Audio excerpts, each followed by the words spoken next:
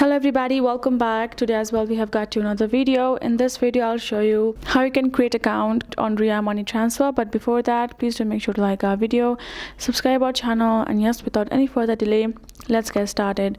So to do so, first thing first, make sure you have downloaded the updated version of the app and then go ahead, open it.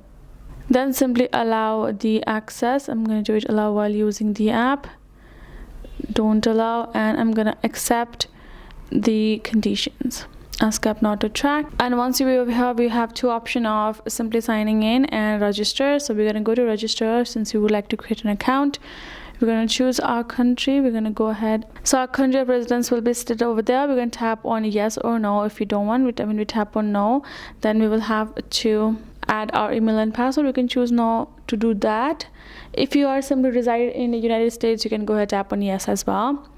Then go ahead, enter your email. Once you've added the email address and the password, go tap on this option of continue. So since I do not reside and the correct reason is showing me the errors, but once I've added the information, you will tap on continue and you will get a verification, and that is basically it. That's how you will be able to create yourself an account and you're good to go.